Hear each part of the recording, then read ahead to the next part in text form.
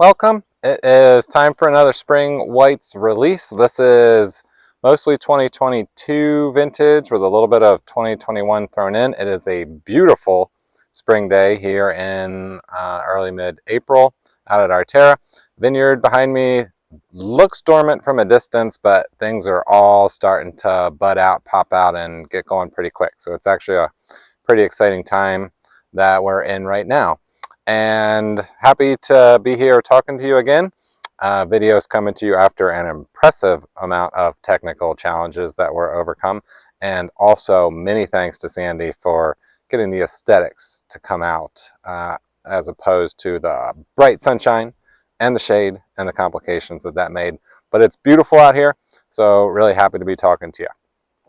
So we're going to go through principally a set of 5 new wines coming out. This is going to be Chenin Blanc, Gruner, Veltliner, Roussanne, Chardonnay, and dry Rosé.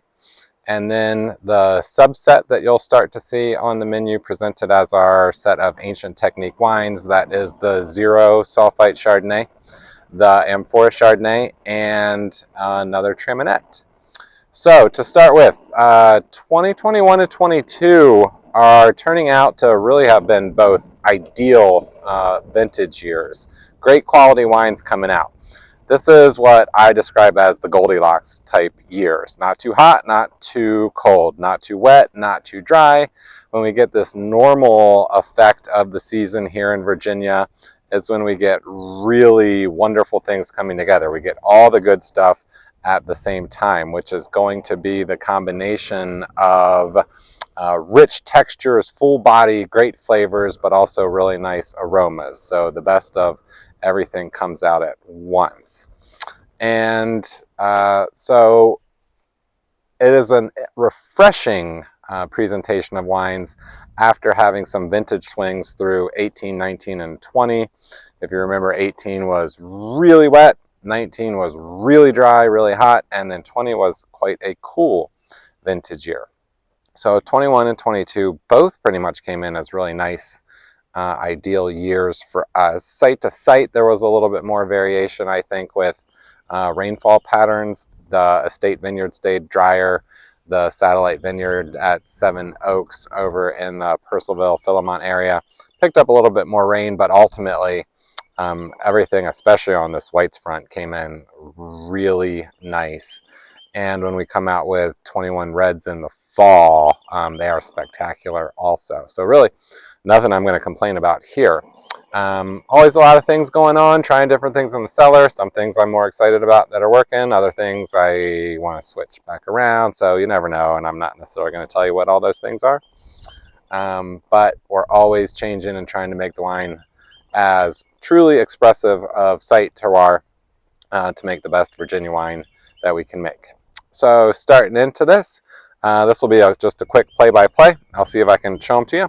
First one up is Chenin Blanc, really small block. It's actually what's right here. There it is, behind me. This block right outside the tasting room is a ½ acre of Chenin Blanc. Love what it produces. It is challenging for the region, so I don't know that it's an ideal fit in terms of planting more, but definitely in terms of keeping what we got is really exciting. This vintage is really interesting. It's one of the first times I've observed the Chenin, or my wines in general, has this really like interesting, subtle apple-y note that you first pick up on the nose. Otherwise, it's, for Chenin, it's not the most vividly aromatic variety in the first place, but definitely has this fruit characteristic that comes right up front. And after that is really fascinating because it just kind of explodes on the palate. So it's really fascinating how the volume and the mouthfeel and the texture just goes whoosh, like really, really big. So it's really exciting in that characteristic. Goes down easy, pleasant to drink. The bottle doesn't tend to last too long from my test professional evaluations. Okay, next one that's actually really exciting also is the brand new one. So Gruner Veltliner, and sorry I keep moving the camera around because I think there's a streak of light coming through right here that I can't explain, but maybe you can see it, maybe you can't. Gruner Veltliner, in a clear bottle. Really pretty because you can see straight through the artwork and everything in the bottle. First pick of this from the Seven Oaks site. Really excited about it. Couldn't be happier with how this one is coming out. This was planted as a little bit more of a cold hardy varietal. So it's doing really well as a matchup for the Seven Oaks site. We've got a couple of other Austrian red varietals coming out in the fall. So this is not this fall, actually, the following fall. They take longer. But the Gruner really is awesome. It's got this wonderful blend of some of those citrusy notes along with some tropical fruit characteristics to it. Texture is really cool. It's definitely slotting perfectly in between, at least at the moment, between the Chenin and the Roussanne. So a little bit more richness and texture to it as opposed to the Chenin, which is more bright styled. And this one, what it's going to do over the course of time, I don't know, we're going to see. But right now it's really refreshing in this youthful phase, and I'm really pretty excited about it. When we move on to Roussanne, this is really an ideal vintage expression of Roussanne. The later September pickings really do well for Roussanne. That's what this is in 2022. You get all that like concentrated, characteristic, advanced ripeness that I get real excited about with Roussanne. So to me, it goes back towards that like butterscotchy nuts, those kind of things going on, ripened past those conceptual fruit-based characteristics and flavors. So a whole nother degree. These still get bottled a little bit younger so that they are, you know, buttoned up and safe so that they don't have any issues over time in the cellar. But really, this is a spectacular bottle aging wine.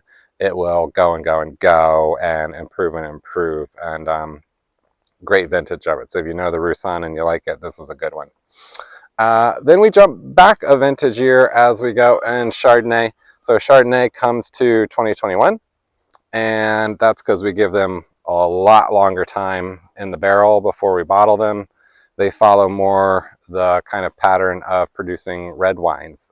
So they get that much more textured, complex, characteristic depth to them. Still nice freshness with the fullness, classic to Chardonnay. Really good in that regard. So then dry rosé. Really excited about this too. So this is 2022 vintage, which was the same as the Chenin, Gruner, Veltliner, and Roussanne. So those are all 2022s, which is the brand new ones that were picked last fall. And this is 100% Petit Verdot. So I've really dialed in on the block of Petit Verdot at the Seven Oaks Vineyard that picked at the right moment, has this like wonderful acidity to it, vivid fruit characteristics, super refreshing. So a couple years now we're following this pattern of what I really like to see with the dry rosé program. So just really excited about that. That one's getting more consistent, right where I want it to be. So that's the basic set that's coming out and is in your club release format.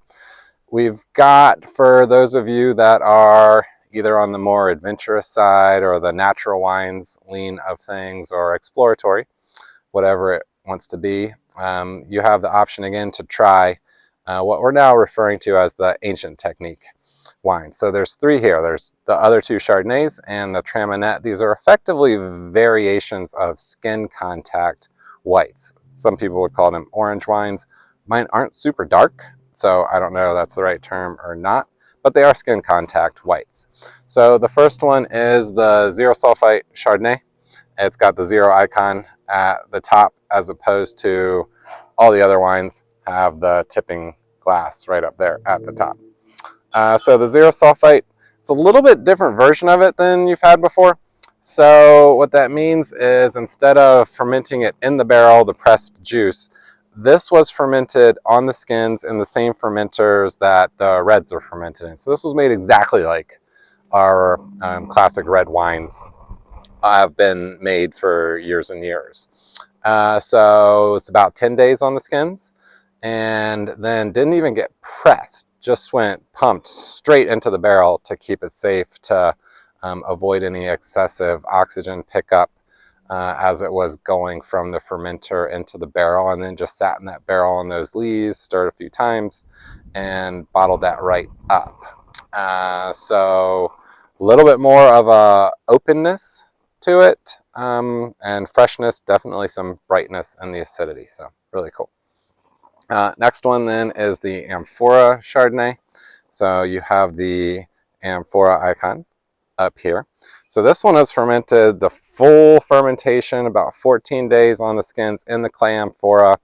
Pressed off of that, goes back into the clay amphora and ages out in there.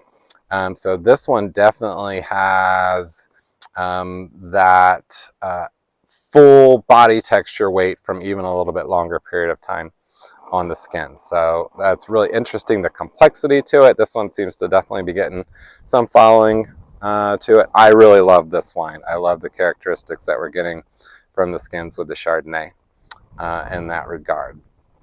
And then the last one that we have is the Traminette. So this is our second vintage, actually, of Traminette.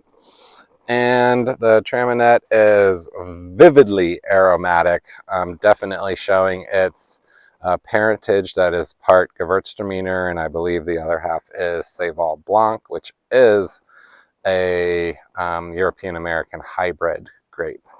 But definitely has that amazing perfumey character that comes from the Gewürztraminer. So that's really cool and interesting.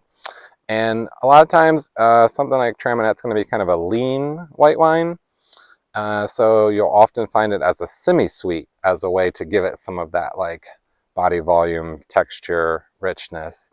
But mine is dry, and the way that I approach it alternatively is that it is also fermented on the skins. So about 9 days on the skins for extracting skin-based characteristics. Definitely gives it extra layers and depth and characteristic. So a lot more going on in it than you might find in some other drier Traminette. It's really exciting. In terms of productions, the really small runs are the Chenin Blanc, the Roussanne, and the Amphora Chardonnay. Each of those are coming in right at 50 cases. The others bounce around a little bit, anywhere from 100 to about 175. And in terms of last thought being aging, for white wines, we really find that especially the Roussanne is a great aging wine, especially bottle aging. So if you can hold on to that one for another year or two or more, just develops amazingly. Chardonnay, we age it longer in the barrel. So while it does benefit from bottle aging, it already has a huge head start in terms of barrel age and bottle age. So that's where you get already showing at this point in time that really rich kind of like texture, body volume, weight characteristics.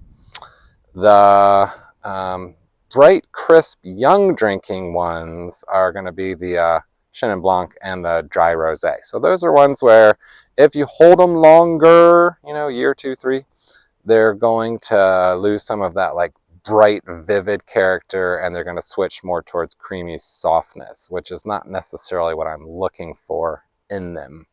But that would be your personal choice. But I think those are the ones that are like, get it, drink it up, enjoy it, get fresh ones next year. The Gruner Veltliner is a to be determined because it's new for us, and Gruners can be made all different ways, all different places. So right now, ours with the texture to it really looks like it's going to have some potential to improve over the course of time, but I don't want to say that necessarily I want to give up and sacrifice the freshness that's coming from its youth. So we're going to need to balance that one out and learn as we go a little bit. The ancient technique wines are all going to bottle age just as well as anything else, even the no sulfite added or the zero Chardonnay. A lot of times if you get wines made like that with a cork closure on them, they're going to have some shorter shelf life from breathing coming through the cork. But when we seal them up with these 10-liner tight sealed Stelvin screw caps, it blocks the oxygen intrusion coming in. So once we get them safely bottled and protected during bottling by using nitrogen to displace the air that's in the bottle and in the neck, once we get all that done right, they really evolve and age and hold just like any other wine you would expect to be able to. So really fascinating, I think, how even a no sulfite wine handled properly can age itself out. The Amphora Chardonnay, same thing, and even the Traminette being very bright and aromatic. So far, what we've seen from vintage that came before it is actually holds up and develops really well. So that's about it for today. Thanks for spending some time listening and hopefully coming out, and we'll see you and say hi. And it's off to a beautiful start this spring right now, April of 2023. So looking forward to a really good growing season. Thanks so much. Cheers.